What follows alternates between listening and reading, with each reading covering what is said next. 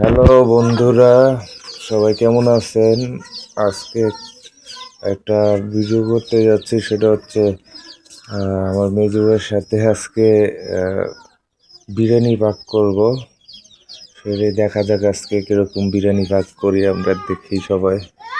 এখন মুরগিগুলি কাটাকাটি হচ্ছে আর হচ্ছে পেঁয়াজ কুচি কুচি করা হচ্ছে বিরিয়ানি পাক করার মেন এগুলিতে এগুলি পেঁয়াজ মশলা এগুলি লাগে। যে গোস্তগুলি দেখেন কি সুন্দর করে ধুয়ে ধুয়ে রাখা হচ্ছে, আর কিছুক্ষণ পরে এটা ভাজা হবে।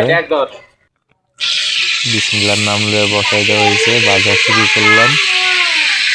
এর আগের বার তোমার আব্বু যাইলো, আমি রাঁধছি না, বাইলো হেল্প করছি না, খিচুড়ি না কি দিন রানলাম, খিচুড়ি তরকারি। এরা না মুরাটা লাগবে।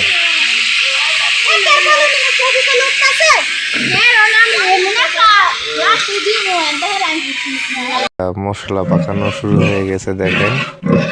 ভিডিওটা অনেক বড় হয়ে যাবে দেখে এভাবে ভিডিওটা করেছি। ভাতিজা অনেক হেল্প করছে। এখন চাউল দেওয়া হবে, অলরেডি চাউল দেওয়া ফেলাইছে, দুধ দিয়ে যা যা লাগে সব কিছু দিয়ে। ভিডিওটা অনেক বড় হয়ে যাবে দেখে পুরাটা ভিডিও করলাম না, যেটুকু আছে। এটা হচ্ছে আমি সহকারী বাবুর্চি, এটা হচ্ছে আমার ভাতিজা ভাতিজিরা বসে আছে দেখতেছে।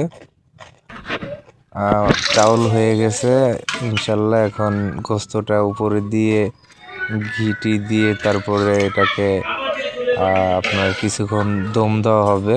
বিরিয়ানি প্রায় রান্না শেষ। আমার মেজো ভাইটা এরকম আপনার দেখা যাইতেছে 200-300 লোকের আয়োজন উনি নিজেই করতে পারে, রান্না করতে পারে, খুব সুস্বাদু। বাবুর্চি না, কিন্তু বাবুর্চিতে খারাপও করে না, খুব সুন্দর রান্না ওনার, মাশাল্লাহ। আত্মীয় স্বজনরা যদি কোনো ছোটখাটো অনুষ্ঠান করে 200-300 লোকের, তাহলে আমার ভাইকে নিয়ে যায়, মেজো ভাইকে। যাই হোক, এখন বিরিয়ানি দম দিয়ে মিলাদ পড়া হবে।